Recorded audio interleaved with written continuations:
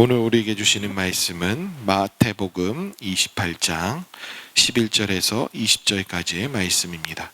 운명하신 예수님께서 부활하셨습니다. 그리고 무덤이 비었고 부활하신 예수님을 그것을 본 사람들은 여자뿐만이 아니라 군인들까지 있었다라는 것에 대해서 얘기해 줍니다. 그런데 참 씁쓸한 것은요, 목격자예요. 그들은 빈 무덤을 봤어요. 그리고 예수님과 대화하는 것을 봤을 거예요. 먼발치에서. 뚜렷하게 여기서 나타나지는 않지만 복음서에 4가지 복음서에 있는 것을 살펴보면 정황상 전혀 모를 수 없는 상황이라고 볼 수 있어요. 그런데요, 그들이 예수님을 봤음에도 불구하고 거짓 증언을 해요. 그건 참 씁쓸해요. 근데 그렇게 하게 된 동기를 또 오늘 본문에서 얘기해줘요.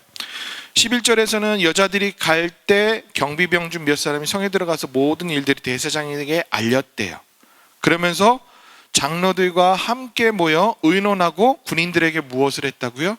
돈을 많이 주었대요. 봤는데 본 것을 안 봤다고 해요. 그럴 수 있어요. 사실 돈을 많이 주면 그럴 수 있는데, 생각해 보세요. 죽은 사람이 다시 살아났어요.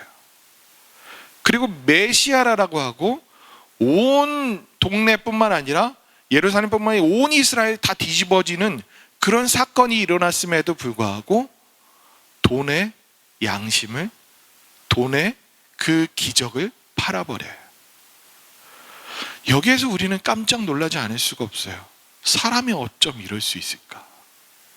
사람이란 이렇게까지 할 수 있을까? 참 놀랍죠. 그리고 더 나아가서는 이 이야기가 군인들이 돈을 받고 가르친 대로 이 말이 오늘날까지 유대인들에게 두루 퍼졌다라고 얘기해요. 즉, 그 당시에 살았던 유대인, 메시아를 그렇게 바랬던, 그리고 호산나 호산나 다윗의 왕이여라고 종려나무가지를 흔들었던 수많은 사람들이 예수님을 따르며 그의 가르침을 들으려고 했던 그 모든 사람들도 이 부류에 껴있을지도 몰라요. 예수님을 받고 그가 부활했다는 소식을 들었음에도 불구하고, 그런데 이런 거짓 증언을 또 믿고 살아가요. 심지어는요, 17절 말씀 보실까요? 예수를 배웠고 경배하나 아직도 의심하는 사람들이 있더라. 이쯤에서 봤을 때 저는 제가 너무 놀라운 것 같아요. 아니, 저와 여러분들 이 당시 지금 동시대에 같이 살고 있는, 즉 무엇을 얘기하냐면, 그들은 직접 목격했고 그 가까이에서 알았음에도 불구하고 믿음이 없을 수 있고 믿음을 저버릴 수 있고 본 것에 대해서 부정할 수 있는데, 저와 여러분들은 어떠세요? 2000년 전의 얘기예요. 보지도 못했어요. 그런데 믿어요. 그것을 믿어요. 받아들여요. 의심조차 안 해요. 본 사람도 의심하고 본 사람도 그것을 봤음에도 불구하고 아니야 라고 버릴 수 있는데, 저와 여러분들은 아니라는 거예요. 전 이게 신비로워요. 주님이 주시지 않으면, 하나님의 믿음을 주시지 않으면 우리는 이럴 수 있는 존재임에도 불구하고 이걸 그대로 흔들리지 않고 믿을 수 있어요. 그래서 저는 믿는다라는 고백을 저는 인정 못하겠어요. 믿어지는 거예요. 신앙은 내가 믿어서, 내가 알아서, 내가 복음을 해서 내가 주동적으로 사는 것이 아니라 믿어지는 거예요. 받아들여지는 거예요. 거기에 굴복하는 거고 거기에 순복하는 거예요. 그게 믿음의 첫 시작이기도 해요. 저와 여러분들은 그런 자들이에요. 그래서 우리가 일생에서 살아가는 데 있어서 아주 소소한 것, 하나님을 아버지라 부르고 하나님을 하나님이라 부르면서 믿고 흔들리지 않고 살아가는 것 자체가 기적이에요. 그 사실을 알면 하루하루가 감당할 수 없는 기쁨에서 살아갈 수밖에 없어요. 우리는 이미 받은 게 너무 커요. 이미 누리는 게 크고요. 바라는 기적, 뭔가 일명 스펙타클하고 엘레강스하고 뭐 별의별 환상스러운 그런 단어들 다 붙여도요, 이미 우리가 발견하지 못한 것들이 너무나도 크다는 걸 깨닫고 살아가실 수 있기를 바라요. 우리는 이미 놀라움 가운데 살아가요. 이 앞에 있는 내용들은 너무 씁쓸해요. 그런데 뒷이야기는 명확하게 얘기해줘요. 16절부터 얘기해줘요. 11 제자와 그리고 예수를 배웠고 경배하는 아직도 의심하는 제자라고 표현하네요. 사람들이에요. 그냥 일반 군중이에요. 제자와 군중은 달라요. 부름받은 자들은 달라요. 제자, 그 제자에게는 예수님께서 지시한 곳이 있었어요. 그것이 지시한 산이래요. 어디에? 갈릴리에. 그런데 여기에서 우리는 잠깐, 예수님 부활하시는 승천하시는 그 사건은 갈릴리가 아닌데, 그죠? 갈릴리에 있는 또 산이래요. 그래서 이게 좀 독특해요. 복음서들 이렇게 보면은 감람산이라고도 표현하기도 하고, 그리고 또 승천하신 곳은 예루살렘이라고 또 얘기해요. 그랬을 때 어떤 의심 많은 사람들은, 보편적인 일상일 거예요. 그런 사람들은 성경이 이게 허구네, 이렇게 증언이 다를 수 있어? 라고 얘기하는데, 사실 생각해 보세요. 우리가 똑같은 그 상황에 있어도 말하는 증언들이 다 다른 거 아세요? 그 광경을 똑같이 봤는데도 생각나는 말, 생각나는 표정, 생각나는 바라보는 것들이 다 달라요. 각 사람의 관점에 따라서. 그런데 공통적으로 귀합되어지는 게 있어요. 왜냐하면 예수님은 부활하셨어. 그리고 승천하셨어.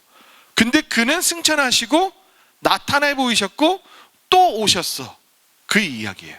지명, 어디, 그것에 대해서 불명확할 수 있어요. 그래서 진짜 예수님 안 믿는 사람들, 세상 사람들이라고 하는 그런 사람들은 이런 꼬투리로다가 막 부정을 해요. 그런데요, 부정을 해야 하는 그들의 사명이 있어요. 왜일까요? 저와 여러분들은 무엇으로 믿음이 생겼어요? 성경의 증언, 말씀 때문에 우리는 믿음이 생겼어요. 그런데 그들은 그 믿음의 근원이 되는 무엇을 부정해야 될까요? 성경을 부정해야 되겠죠. 성경을 깎아내려야 돼요. 성경을 무시해야 돼요. 그렇게 해야지 그 믿는 사람들, 예수를 따르는 자들, 제자라 칭하는 자들, 그리스도인이라 칭하는 자들, 하나님 믿는 사람들이 와해될 수 있기 때문에 그래요. 근데 이 작업을 여담이지만 누구도 했는지 아세요? 어떠한 세력들? 카톨릭이 했어요.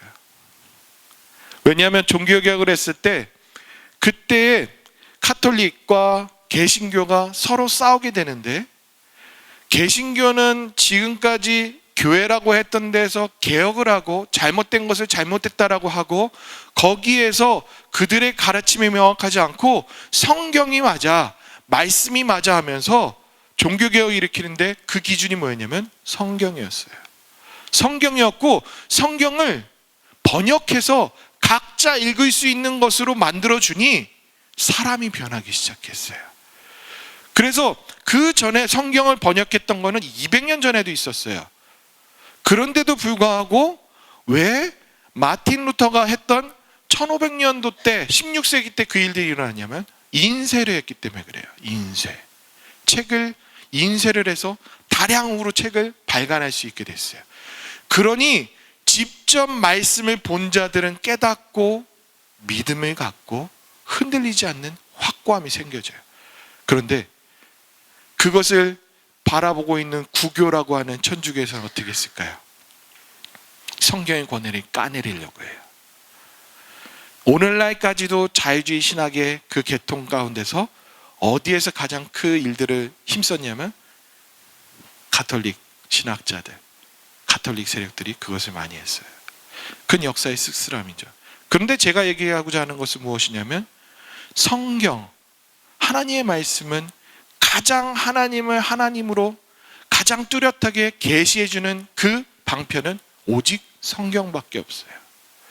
그런데 성경보다 더 완벽한 존재는 누구냐면 예수 그리스도예요. 예수 그리스도. 오늘 본문에서는 그 예수님에 대해서 예수님이 스스로 얘기하세요. 나타나셔서 뭐라고 얘기하시냐면 18절에 하늘과 땅의 모든 권세를 내게 주셨다라고 얘기해요. 이 말은 뭐예요? 하나님께서 모든 권한을 예수님께 주셨대요.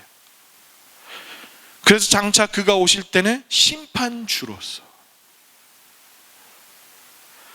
구원에 달리게 하는 그 모든 것들이 예수 그리스도를 통하여서, 우리가 성경을 바라보는데 무엇을 바라봅니까? 성경은 누구를 증언할까요?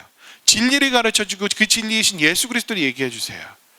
우리의 일상에 대한 답도 얘기해 주지만 가장 일선은 하나님이 어떤 분이신지를 예수 그리스도 통해서 알게 하세요. 그래서 기독교라는 것은 그리스도교의 한자어 변형이 아니라 번역이에요. 그리스도교, 기독교. 그래서 예수 그리스도가 중요한 거예요. 복음의 모든 관문, 유일한 길은 예수 그리스도세요. 왜요? 하나님께서 그 모든 권한을 다 주셨어요. 그러면서 예수님께서 말씀하세요. 19절과 20절. 우리가 잘 아는 내용이죠. 이 말을 뭐라고 하냐면 어떤 사람은 지상 대명령, 지상의 대헌장, 그리고 정황상 봤을 때는 유언. 예수님께서 승천하시기 전에 당부하시기도 했고요, 강조하시기도 했고요, 마지막으로 남기신 말이에요. 그게 뭐라고요? 너희는 가서 모든 민족을 제자로 삼아 아버지와 아들과 성령의 이름으로 세례를 베풀고 내가 너희에게 분부한 모든 것을 가르쳐 지키게 하라. 볼지어다 세상 끝날까지 너희와 항상 함께 있으리라. 여기에 왜 대헌장이라고 하냐면 명확한 강령이 있어요. 무엇을 하라라고 명령이 있어요. 보시면 국어 실력으로만 봐도 다 아세요. 여기에 보면 동사가 3개가 나와요. 제자로 삼아, 세례를 베풀고, 그리고 가르쳐 지키게 하라. 이 3가지를 하라고 얘기하시는데, 문장에서 보면 우리가 얘기하죠. 주어, 동사 뭐 이렇게 얘기하기도 하는데 거기에서 주동사가 있어요.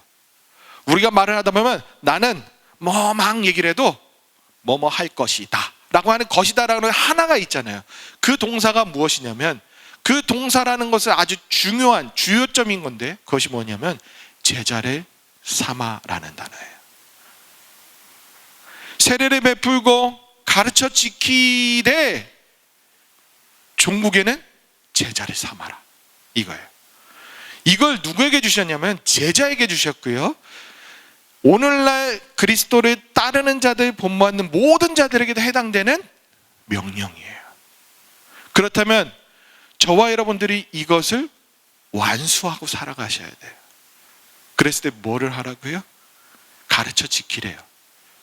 그래서 세례를 베풀래요. 그러나 가장 중요한 것은 제자를 삼으래요. 이 말이 우리가 다시금 되새겨야 될 것은 뭐냐면 저와 여러분들이 살아가는 예수님께서 명령하신, 유언하신 그 말, 제자 삼으라는 거예요. 어떤 신학자는 강하게 표현해요. 교회 세우라고 명령 안 하셨다. 제자 삼으라고 하셨다. 놀랍죠? 제자 삼으라. 제자를 삼으라는 것은 조금 더 들여다보면 먼저 본이 되라는 소리예요. 스승과 제자의 관계는 그냥 단순히 학교 선생님으로서 가르치는 것으로 스승과 제자가 되지 않아요. 삶으로 보여주고 삶으로 가르치는 거예요. 도제지간이에요. 제자를 삼으려면 말로만 해서는 안 돼요. 말과 행동과 삶의 양태와 이 모든 것들을 해야 돼요. 어쩌면 제자 삼으라는 것이 목회자의 그냥 사명처럼 여겨질 수 있어요. 그런데 예수님은 그렇게 얘기하지 않으셨어요. 너희는 이라고 얘기했어요. 너희는. 우리는 제자 삼아야 돼요. 여러분들이 주어진 그 상황, 부모님이면 자녀들에게 제자 삼아야 돼요. 그런데요, 흥미로운 것은 여기에서 저는 물음표가 생겼어요. 왜냐하면 씁쓸한 교회의 습성들이 같이 생각이 되기 때문에 제자 삼으라니까 잘못된 목회자들은 자기 제자를 삼으려고 해요. 그래서 이거를 오해할 수 있는 여지가 있지 않을까 했는데 공동 번역인 이렇게 표현해요. 그러므로 너희는 가서 이 세상 모든 사람들을 내 제자로 삼아. 뭐라고 얘기해요? 예수 그리스도의 제자로 삼으라고 얘기하셨어요. 즉 제자를 삼으라는 것은 내 사람, 내 말에 동조해 줄 사람, 나를 따라줄 사람들을 세우라는 의미가 아니에요. 예수님의 제자로 삼아야 되고 예수님의 가르침을 전해야 되고 그 예수님의 가르침을 먼저 본을 받고 먼저 체득이 되어지고 그것을 살아낸 자가 가르치는 거예요. 그리고 전수시켜주는 거예요. 그런 와중에 세례를 베풀고 그리고 가르침들을 주는 거예요. 제자 삼는 일에 저와 여러분들은 일평생 과업으로 여기셔야 됩니다. 주어진 상황에서 언제든지 제자 삼으셔야 됩니다. 남에게 해야 합니다. 왠지 아세요? 예수님께서 말씀하셨어요. 너희는 모든 민족을 제자로 삼으래요. 우리 대상이 없어요. 전도를 하는 것도 복음을 전하는 것도 제자 삼기 위해 하는 거예요. 그러기 위해서는 뭐다? 먼저 제자가 되어야 한다. 먼저 제자가 되고 제자로서 살아가고 제자다워질 때 제자를 삼을 수 있고 그 제자가 또 전가되어진다. 기독교 역사가 그렇게 흘러왔습니다. 저와 여러분들이 받은 복음, 우리가 믿게 되고 우리가 선교의 그 결실로서 복음을 듣고 믿을 수 있었던 모든 것들은 먼저 제자된 사람들이 제자를 삼아왔고 그 제자의 삼아진 것들이 계속 연계되어져서 오늘 대한민국에 사는 대전에 사는 저와 여러분들에게 이 소식이 전해지고 여러분들의 가문에서도 대대로 흘러오고 있는 거예요. 그런데 씁쓸한 것은 제자 삼는 일이 줄어드니 제자가 점점 줄어들고 교회는 질타를 받게 되고 오늘날 저와 여러분들의 삶에서도 때때로는 영향력이라는 것이 점점 줄어들게 돼요. 예수님 말씀하셨어요. 제자 삼아라. 저와 여러분들 살아가는 데 있어서 다른 하실 일이 많아도 우리가 부모님들, 육신의 부모님들 돌아가신 그 유언, 그 유지 받들어서 일평생 생각하고 잊지 않고 살아가죠. 하물며 우리 예수님 말씀하시는데 제자 삼는 일에 힘쓰실 수 있기를 바라요. 그게 쉬운 길은 아니에요. 그런데 우리에게도 온 복음은 쉽게 오지 않았어요. 누군가는 목숨을 내걸고요. 누군가는 모진 고난과 그 모든 것들을 이겨내고 왔어요. 그냥 온 것이 아니에요. 그 값진 복음, 그 값진 은혜를 값지다라고 여겼을 때 값어치가 있어요. 저와 여러분들이 그것을 우습게 여기면 여길수록 우리의 삶에서도 우스운 삶을 살아가요. 그러나 저와 여러분들이 복음, 이것을 주신 그 놀라운 섭리와 모든 것들이 귀하게 여기시면 삶에서부터 세상 사람들이 궁금해하게 돼요. 저들은 도대체 왜 저리 살지? 값진 복음을 값지다라고 여기면 우리도 높임 받아요. 그것을 기억하셨으면 좋겠어요. 그래서 저와 여러분들은 제자로서 살아가기 위해 힘쓰시고 제자 삼는 일에 일평생 힘쓰셔서 모든 권세를 받으신 그 주님 앞에 섰을 때 주님, 제자 삼는 일에 힘쓰다 왔습니다 라고 당당히 얘기하는 저와 여러분들 될 수 있기를 바라요.